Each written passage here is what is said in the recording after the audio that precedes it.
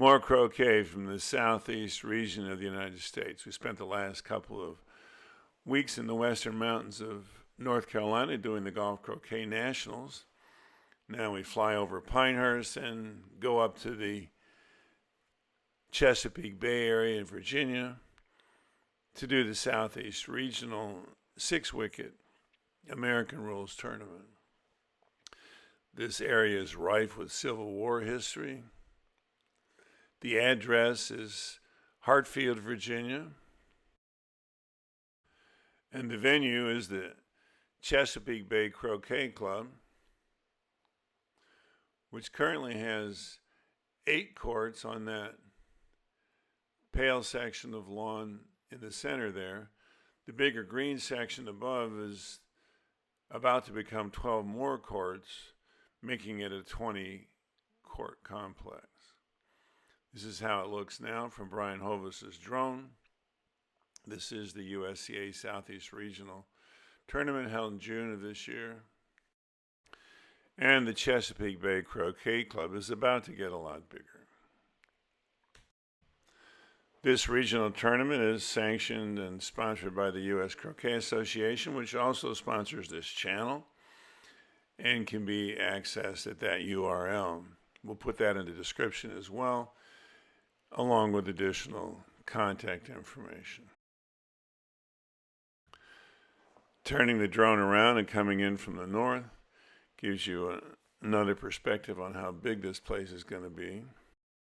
Tournament director is Macey White, the developer of this complex. Steve Thurston is the tournament manager. Brian Hovis does the video camera work on the drone, and I do the editing and commentary. Today's game is a first flight block play contest featuring Bo Prillaman, who's from Vero Beach and also plays up here a lot, 5 handicap. I met him back when Danny Honeycutt was the pro at Johns Island at an invitational in 2016, one of the earliest video projects we did. That beep was the clock starting. The board keeper is sitting right next to the camera. I assume Bo won the toss, starts out with blue, and he's going to set up at 2, because even if red gets in, it's only 2 balls to work with, and 2-ball breaks are unusual in first flight, even though they're an excellent practice routine. He's playing Jon Spaulding, who is a 6 handicap from the Tulsa Croquet Club. I don't know what the temperature is today, but it's got to be less than it usually is in Tulsa.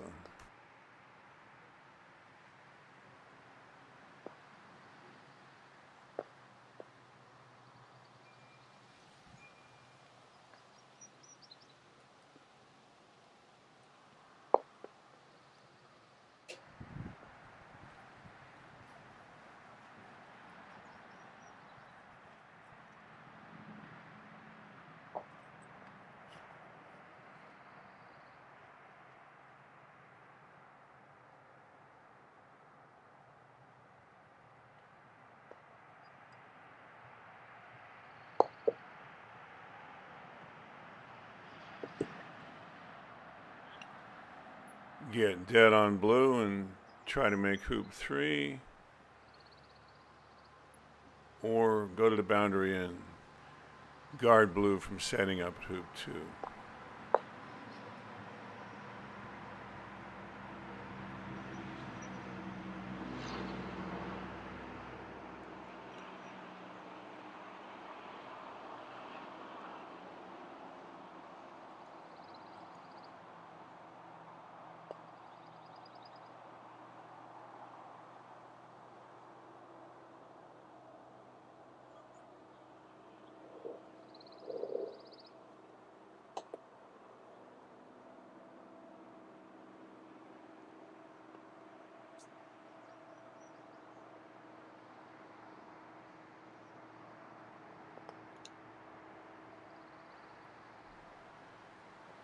He's going to decline this shot on blue, maybe for fear reasonably of hitting the hoop and leaving 2 balls out.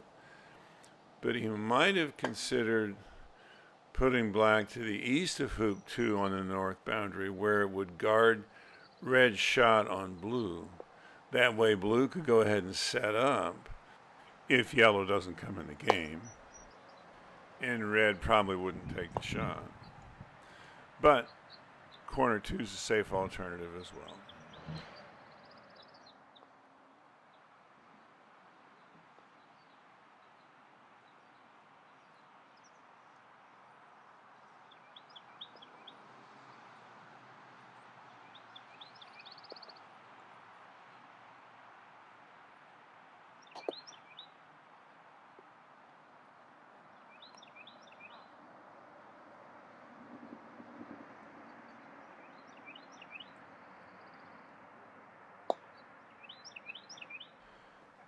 And here, yellow could have taken the free shot at red because he's got a pioneer at hoop 2. And if he missed shooting at red, he probably would have ended up north of red on the boundary, where red would have had a nice rush down to corner 2, which in turn would have prevented blues joining up with black.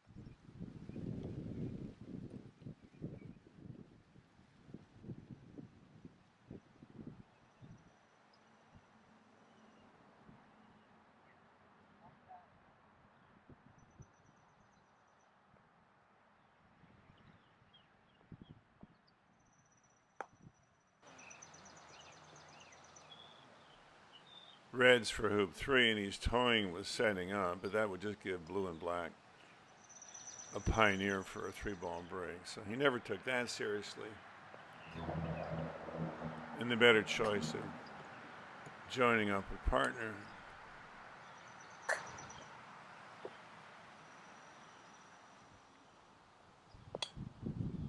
Probably relieved that he knocked yellow out, but he could have attacked from there with no problem.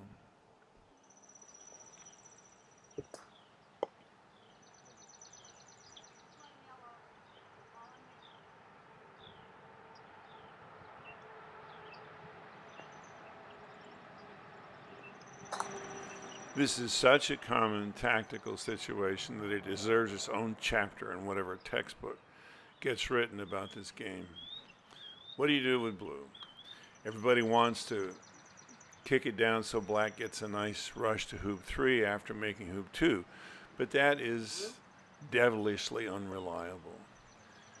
Johnny Osborne and Bob Kroger suggest you put blue off to the left or the west of the hoop, so that when you come through, you have an easier chance getting both balls out of bounds on a scatter shot.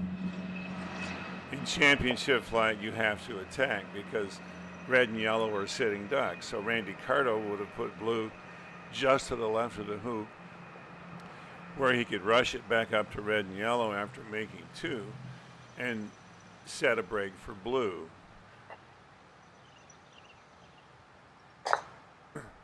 And this is what happens. He got blue off the lawn, so he didn't get dead on it, but he left the spent ball on the court next to hoop 2.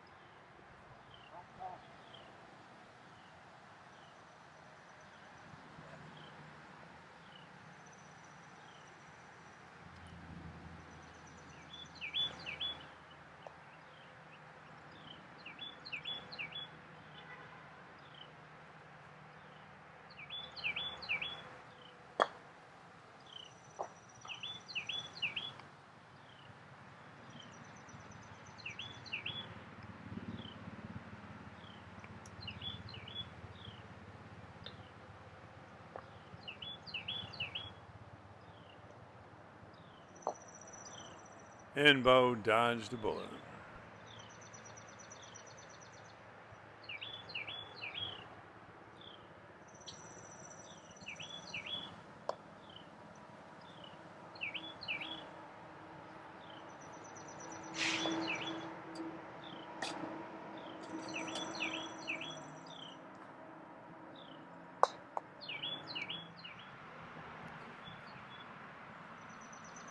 Sending yellow to 3 while he went to red with blue would have given blue a 4-ball break here.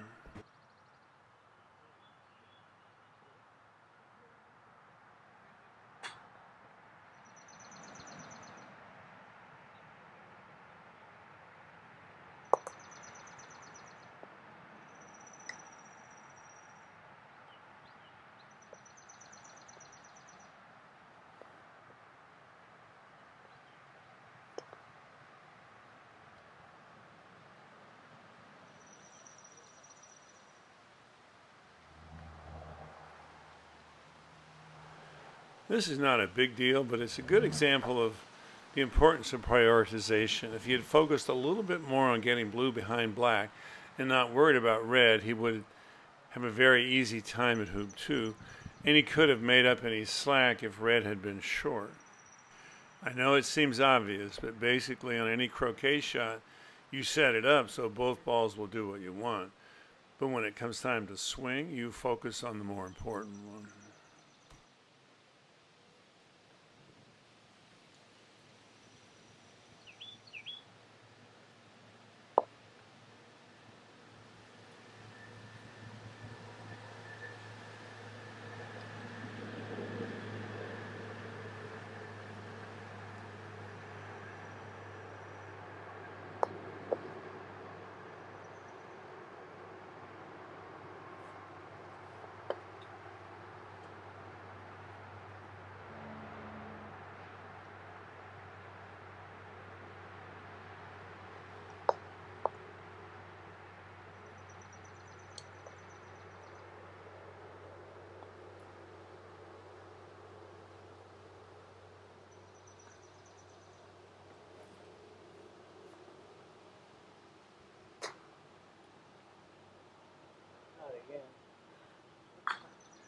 Not again.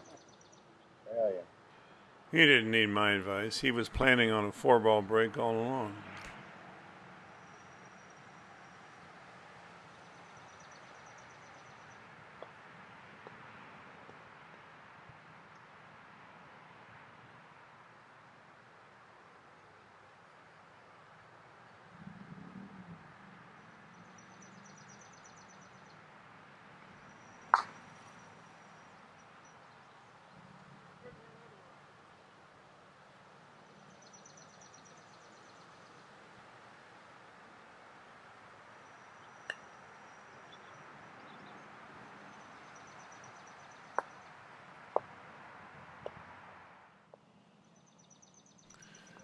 Looks like Bo's playing with a honeycut mallet.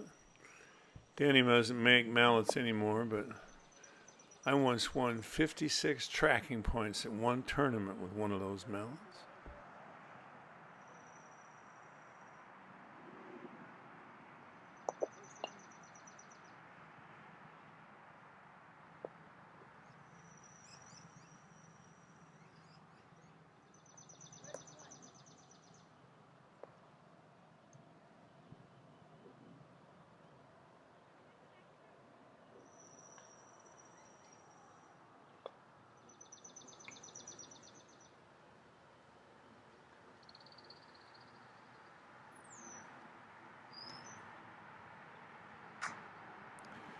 Same prioritization idea. It was more important that blue stayed short of black to get a rush on black toward 4 than it was to get a precise placement of the object ball at 5.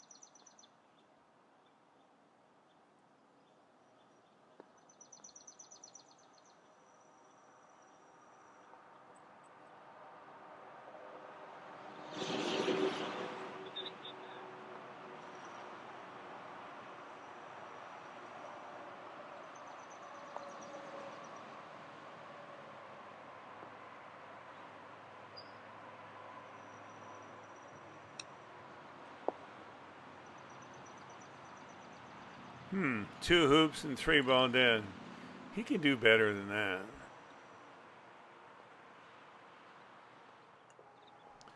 It's tempting just to send red to yellow's hoop here. But it looks like black may have a double on blue and yellow, so we can't afford to try that.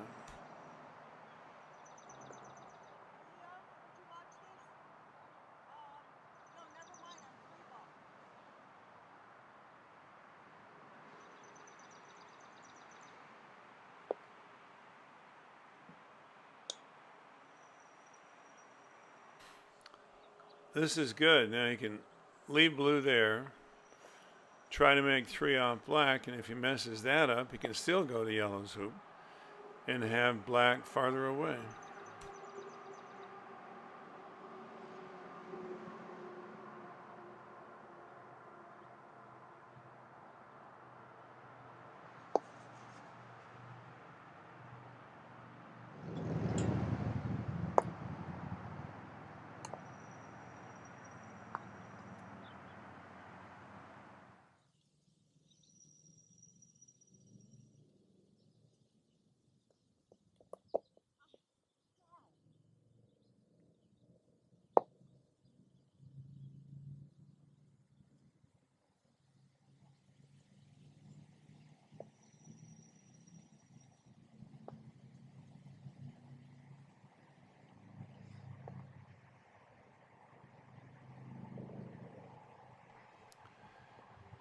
Jon's playing an Oakley Predator mallet, always one of my favorites. He makes it now with a travel shaft and a bent shaft option too. The Maloofs both play that mallet.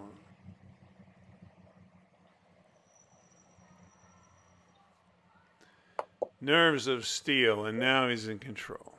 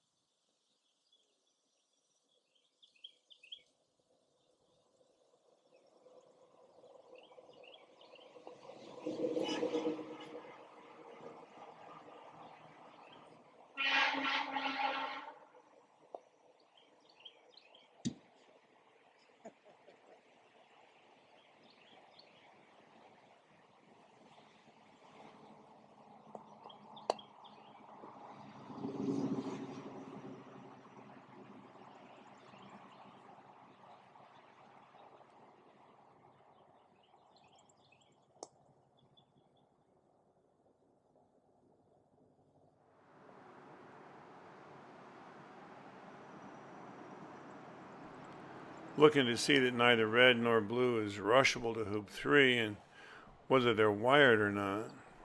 I'm not sure what he's going to do if he rotates yellow. It's the danger ball. All it can really do is move it. He might want to think about putting black over on the east boundary, guarding yellow's shot on blue. Then blue could have gone to black and given it a rush back to its hoop. But we'll never know.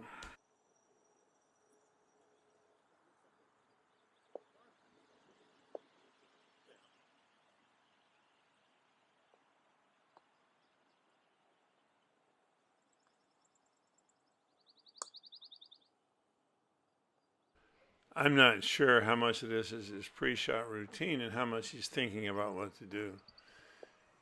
Hitting blue isn't going to accomplish much because he's dead on red. He could just give red a rush to hoop 6.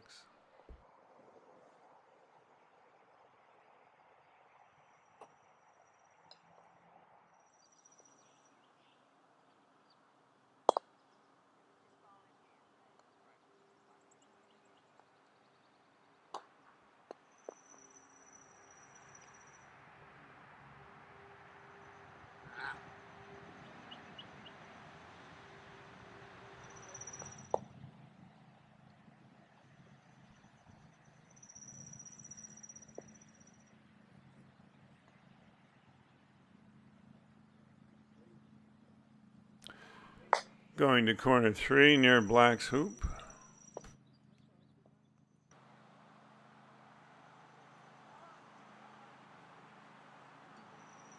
Jon. A player is about to hit his partner ball in singles. You are obliged to intervene. If he's about to hit an opponent ball in singles, you must not intervene. Nor should you intervene if in doubles a player is about to strike anything but the striker ball. A lot of folks would have put red on the boundary because if black happens to hit yellow, he could run it down toward 3 and maybe get a 3-ball break going.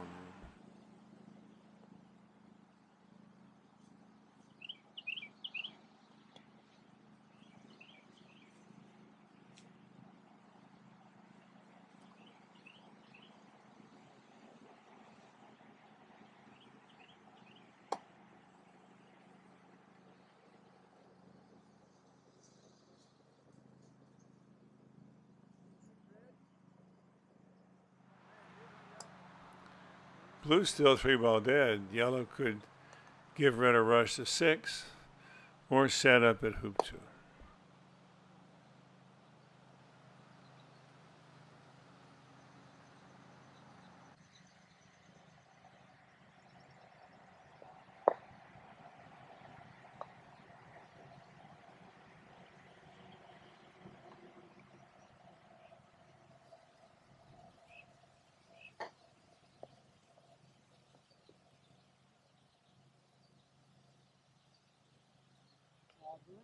That's your ball, turn.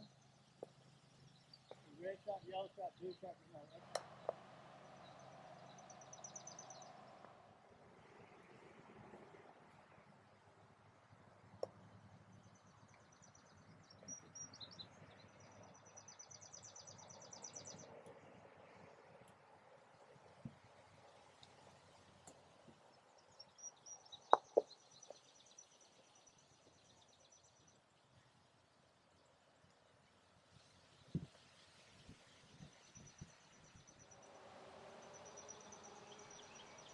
This idea is a little marginal for 2 reasons.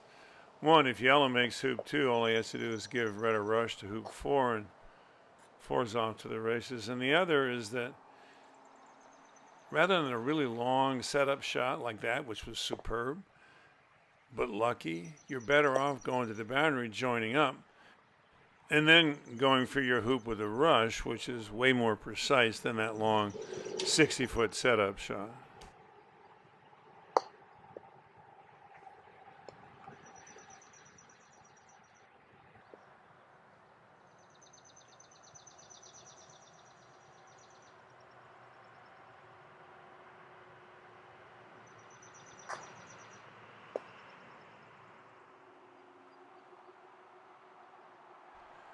I don't know why he went to the left of that hoop instead of to the right.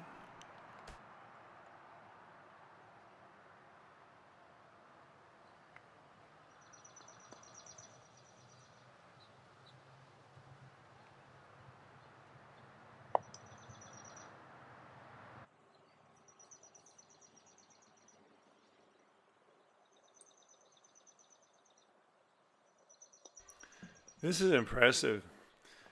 Now, instead of the little tiny short hoop shot, he realized he made a mistake with blue and he's going to fix it.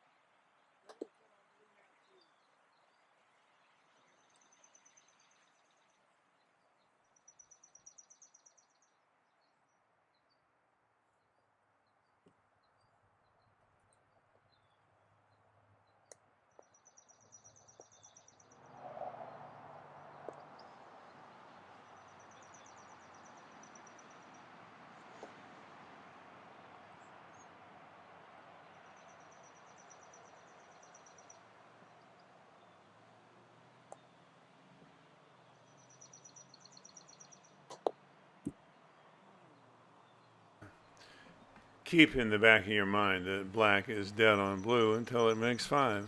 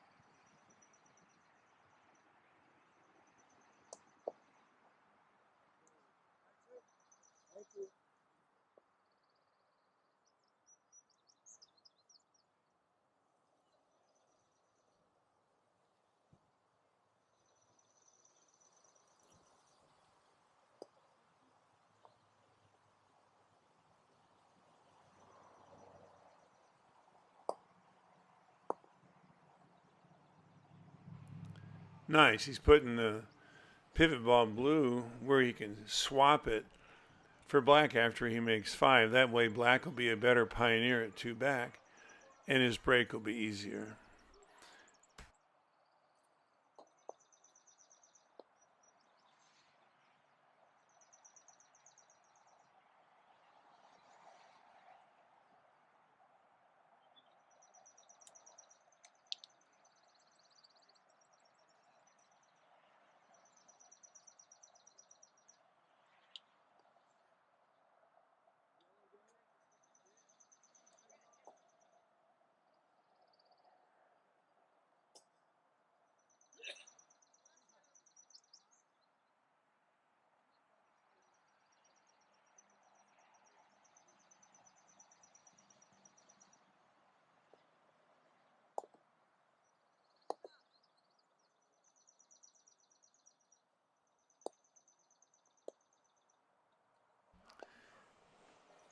Anytime you're tempted to hit it backwards because you're hampered, you should call the referee.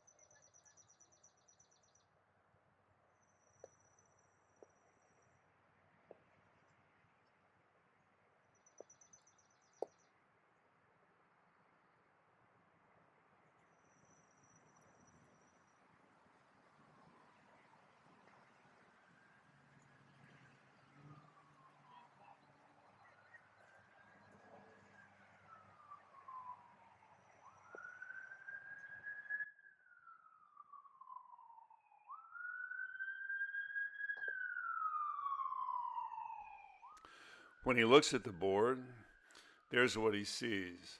I think he's trying to decide whether to continue with yellow and give blue the 1 back clearance or stop and promote red. If he promotes red, he only gets 2 hoops. He has a late 4-ball break with pioneers at 1 back and 2 back. There's little question that he should keep going.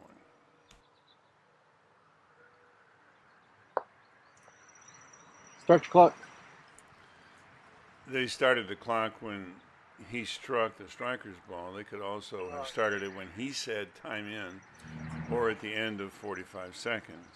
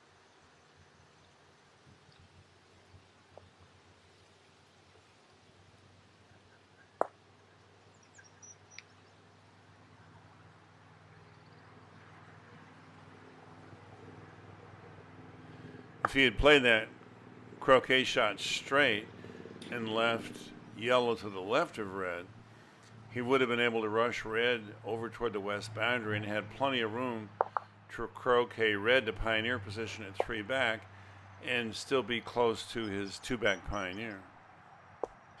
That may be a bit more of an AC maneuver where you don't have to worry about rushing a ball out of bounds, but it's still worth thinking about because it makes maintaining the break easier. So now instead of a good 3 back pioneer, he has 2 widely separated pivot balls, and he's going to have to play a ball-to-ball break to keep this going.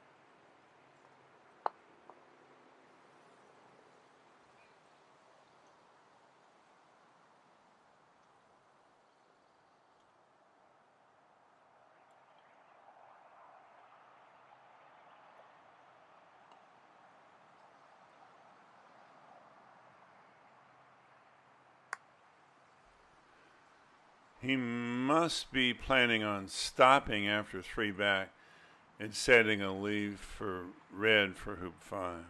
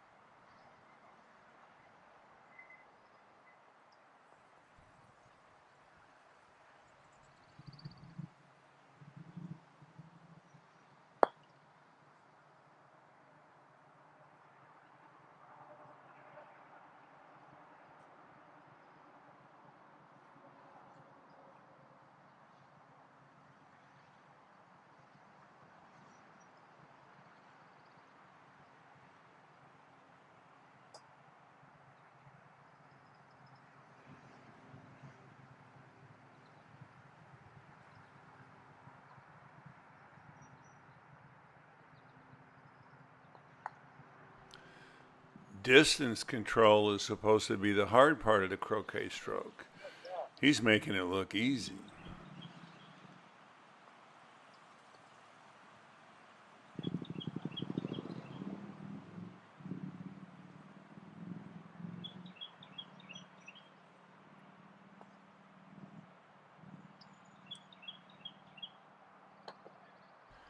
Certainly he wanted more, but he got 7 hoops out of that break. He's up by 5.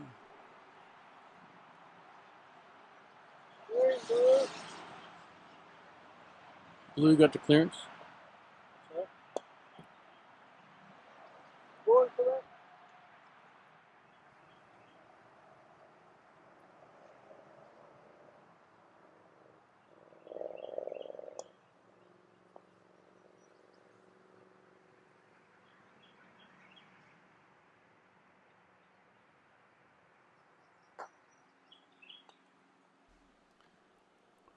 Generally better to miss a shot like that out of bounds if possible.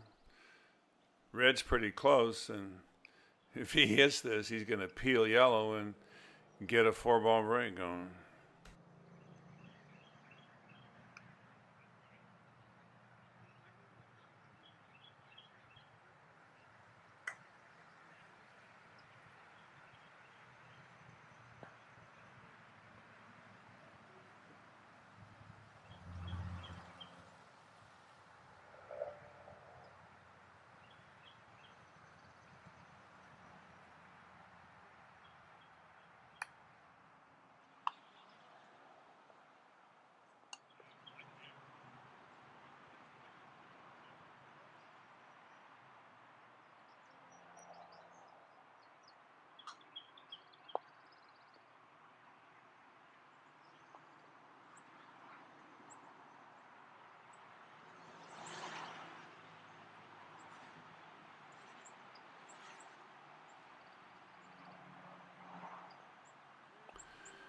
Go to peg or set a lead for red. If he goes to peg, he keeps yellow dead a little longer. Gets more hoops if he sets a lead for red, as long as blue misses, of course. Just kick black over to give red a rush to its hoop. Use blue as an escape ball to get clean at hoop 4. And then come back up to hoop 5.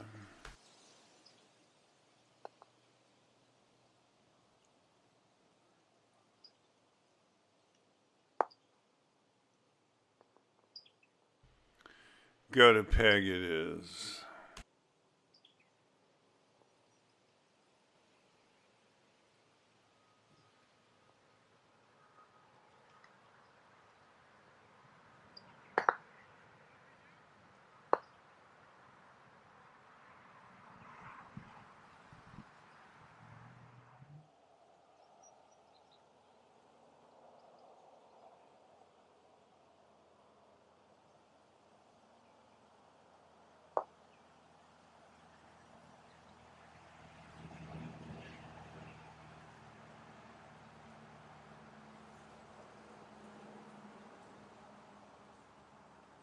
How much time left?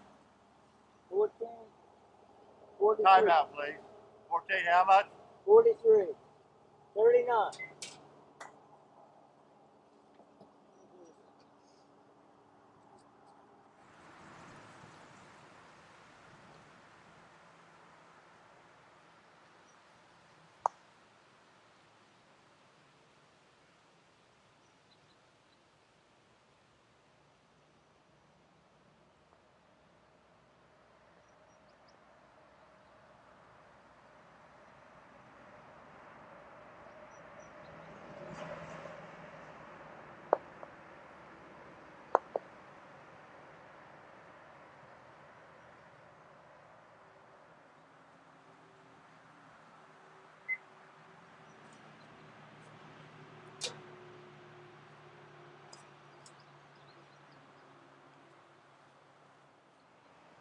I think somebody watch that. Not against the stands if it moves, I hit it. All right. Sounds like yellow's not touching the stanchion, which means blue can't move it without hitting it, which means nobody needs to watch it.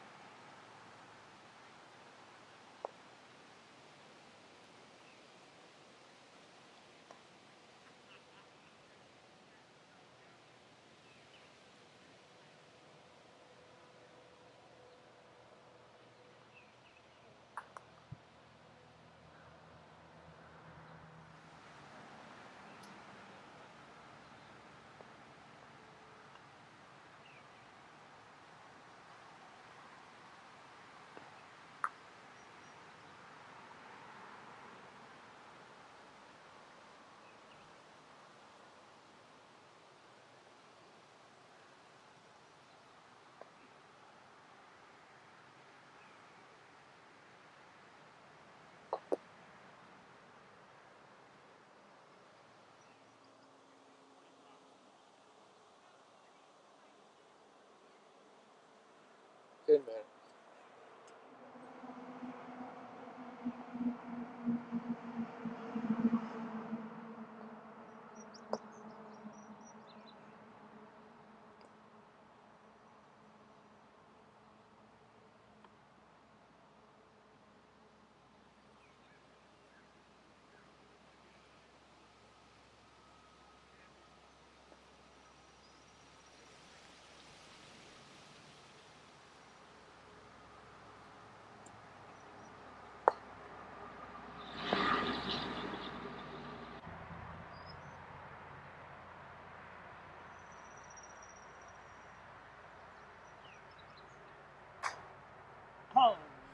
That ball's going out of bounds never automatically stops the game clock. And before the last 15 minutes of the game, Get it? Jon's 45 seconds to hit yellow doesn't start technically until black is marked back in. He doesn't have to wait, but he can if he wants to. In the last 15 minutes of the game, though, his 45 seconds starts as soon as that ball goes out of bounds. So if he tries to burn the clock by just waiting, which is perfectly legitimate, he runs a serious risk of going over his 45 seconds and losing his turn. Calling timeout for ball retrieval only helps if the striker is behind at that point. What he should do is just wait, keep track of the 45 seconds from the time black went out of bounds, and use it that way. Of course, nobody's going to catch this unless there's a shot clock running. But that's what Rule 13.8 says.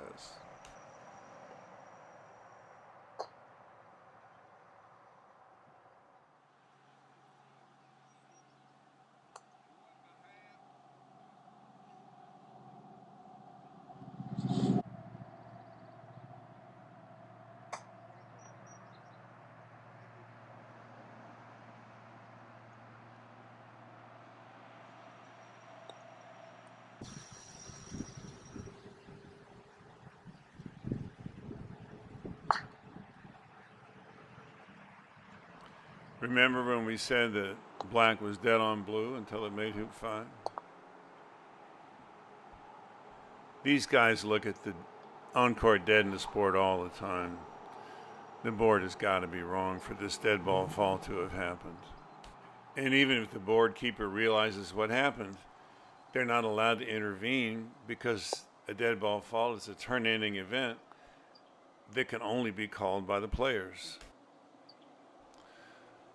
The limit of claims for a fault like that is Jon's next stroke. Let's see how long that takes. Oop. That whiff counts as his stroke, so he can no longer go back and correct the dead ball fall. So the dead ball fall to black on blue didn't do him any good.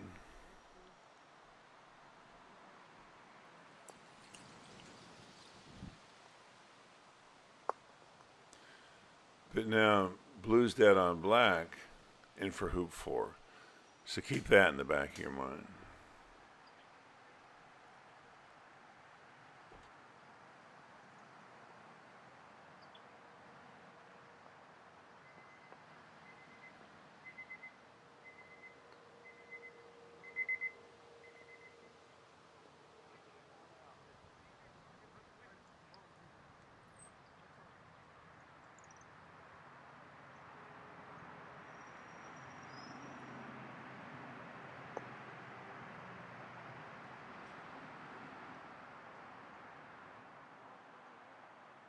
You're going to edit that, aren't you?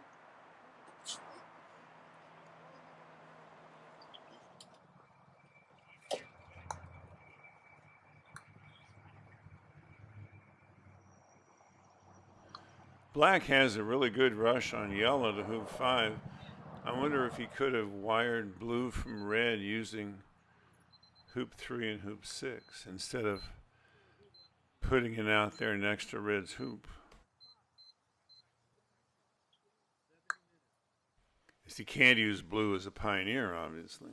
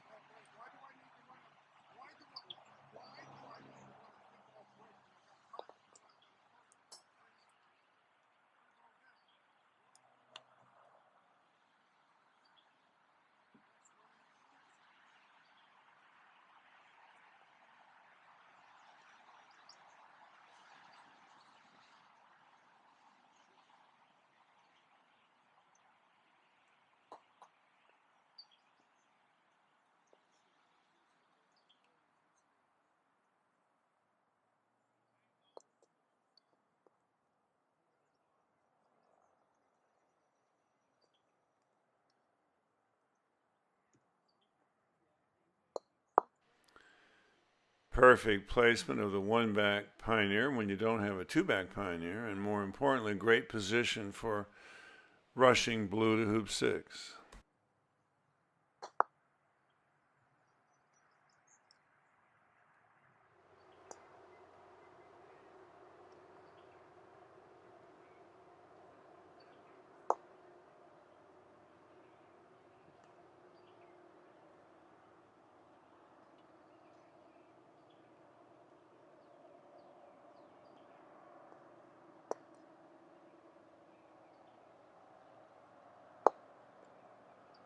I checked with Brian Hovis, your cameraman, and we think that game time ended about here. That's probably why he turned and went off the court there. So black is first ball in the last turns. He's currently down 9-15.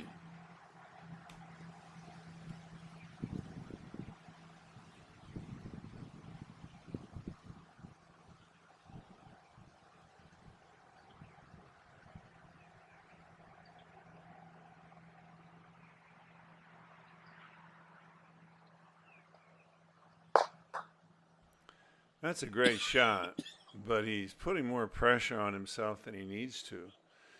The reason you put yellow where it is so you can just rotate blue and then position it at two back with a croquet shot while you get a nice rush on yellow.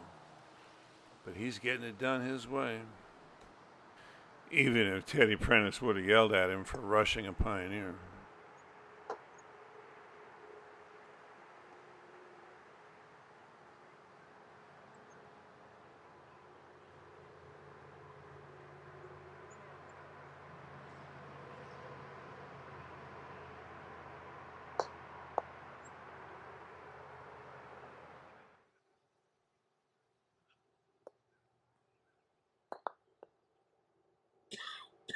Nice shot.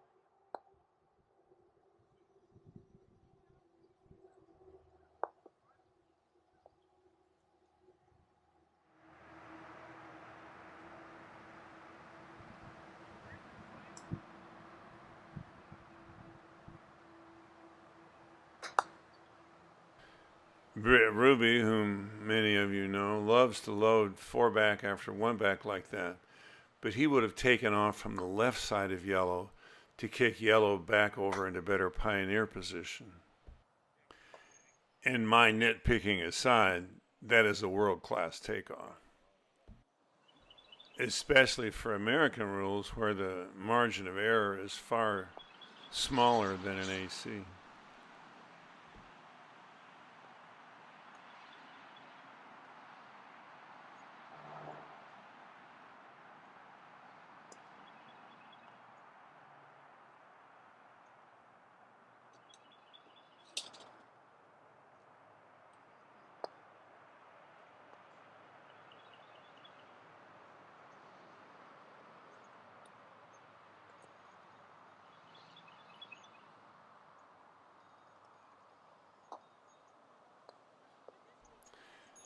Looks like he did it that way because he wanted to settle leave for blue and not get dead on it, but still a lot of folks would have taken off from yellow to blue, made two back, and then set the leave. And because blue is for 4 and only live on red, it's going to be challenging. The only explanation for that is that he doesn't realize that blue is dead on black. Play red. The boards are really out of sync now. Red hasn't made a roquet since he scored hoop 4. He's shooting at blue and red, I think. And ordinarily that would be a disaster, but since both opponent balls are dead on him, it doesn't matter. Maybe that was just a clever way to get close to his rover hoop. Just kidding.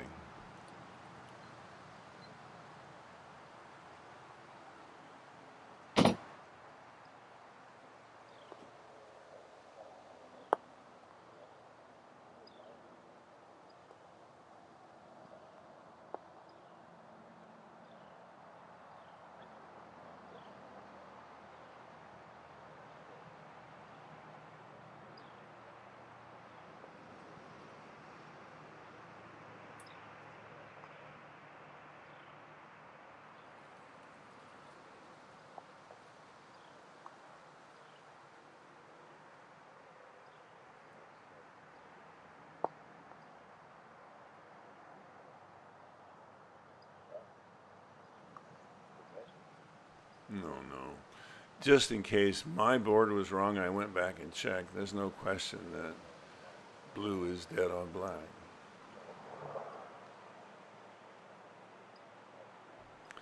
Here we go again.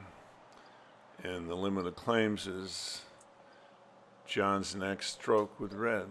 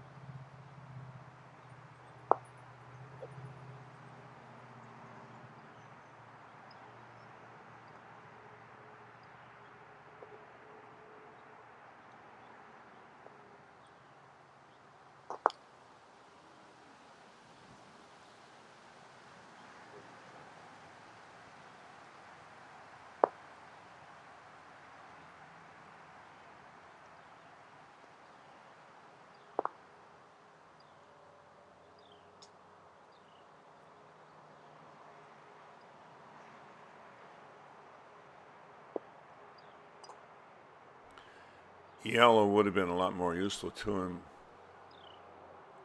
on the other side of 5 so that he could use it as an escape ball after a close placement of red as the pioneer at 2 back.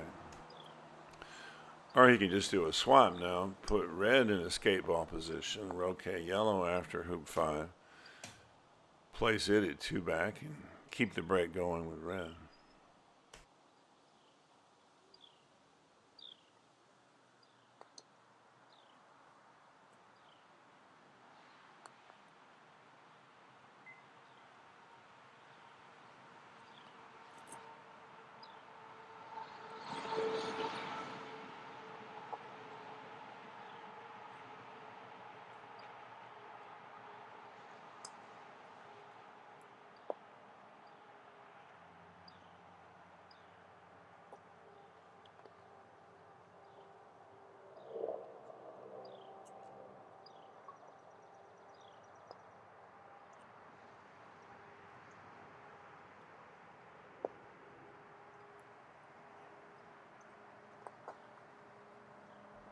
And there's the third option. The whole point of this, though, is to be able to place the pioneer at 2 back from as close as possible.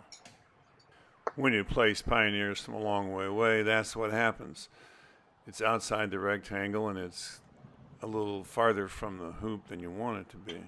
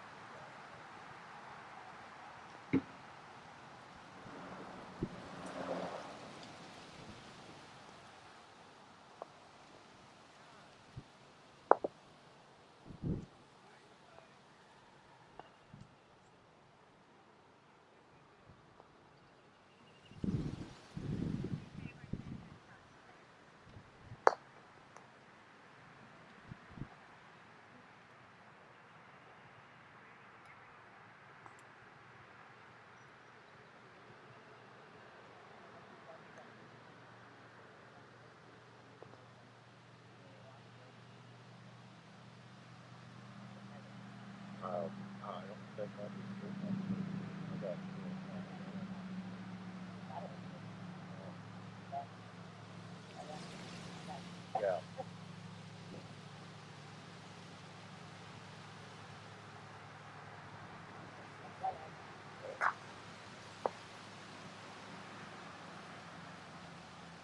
Very nice.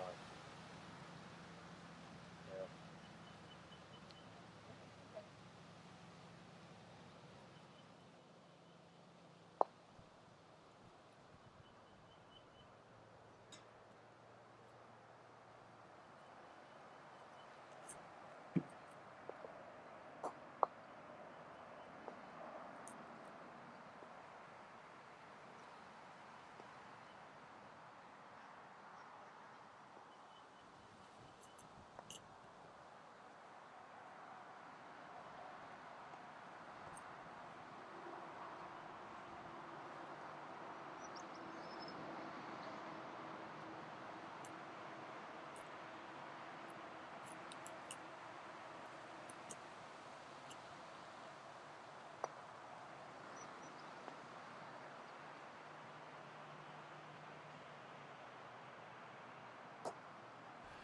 He's dealing with his less than perfect two-back Pioneer pretty well.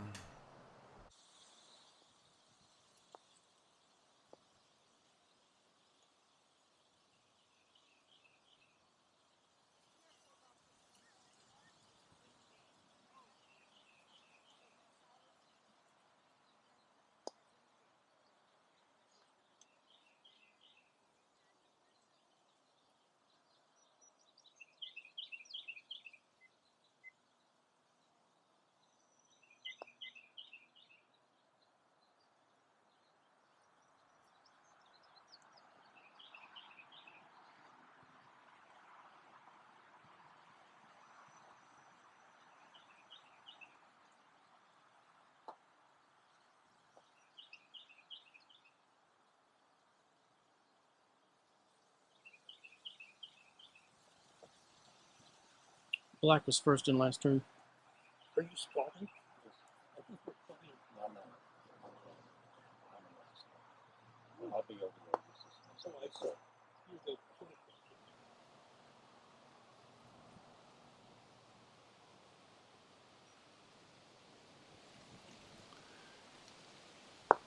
Not getting enough roll on that back ball is a very common problem amongst American players.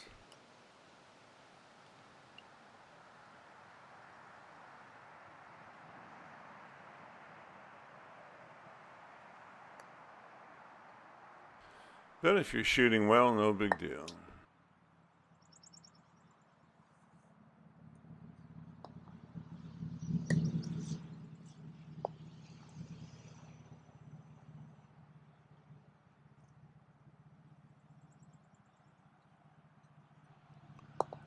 This tidbit is useless except for video editors, but if you get back to the hoop where you started your break and it was an even numbered hoop, you've made 6 hoops. If it's an odd numbered hoop, you've made 8 hoops. I'll have to ask Mike Weimer-Skirch or George Cochran if there's some esoteric mathematical principle hidden there.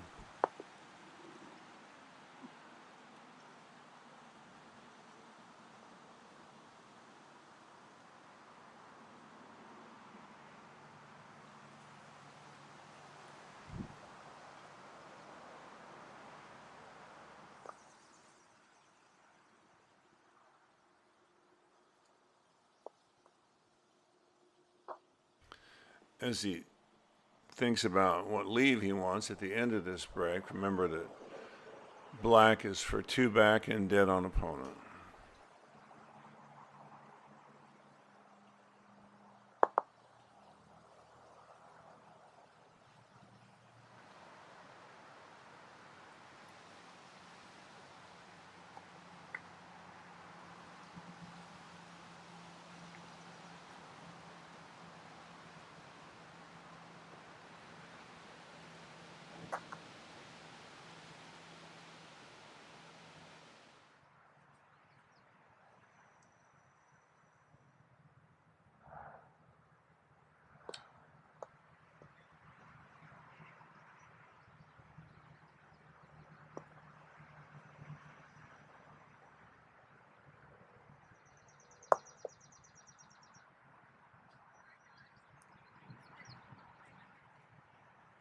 it's a good idea to stop and assess the state of the game here. This is his last turn, so he has to figure out the best way to preserve his 2-hoop lead. You're up on me now.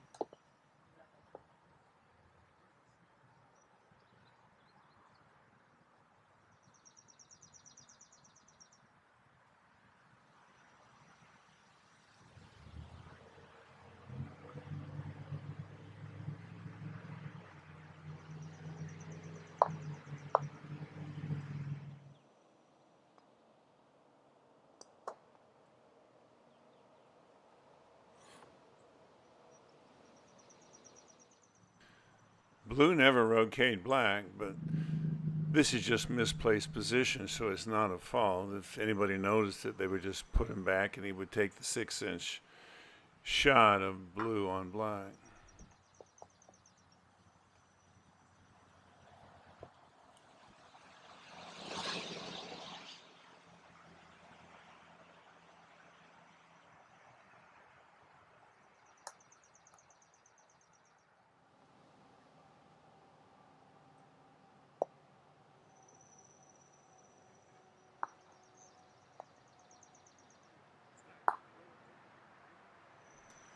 Lovely come from behind break by Bo Prillaman with his last ball and last turns.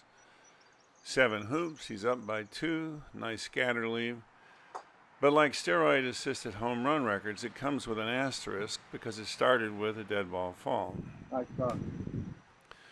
Jon's last chance to do anything about that is right now, because the limit of claims is his first stroke on red.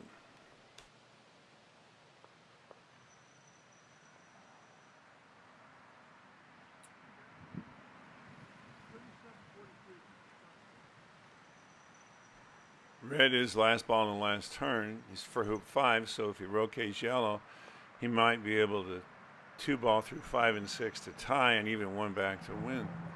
If he ties, though, because both blue and black are opponent dead, red and yellow would have a field day in the second round of last turns.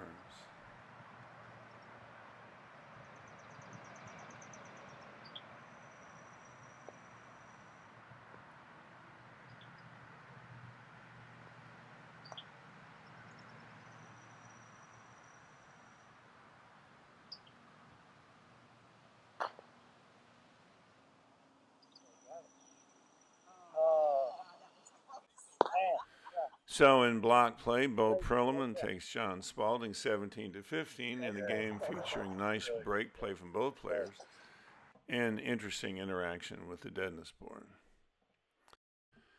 No matter, though, they both made it into the knockout, and as you can see, they both lost to Steve Thurston, the president of the Chesapeake Bay Croquet Club, Jon in the quarters, and Bo in the final.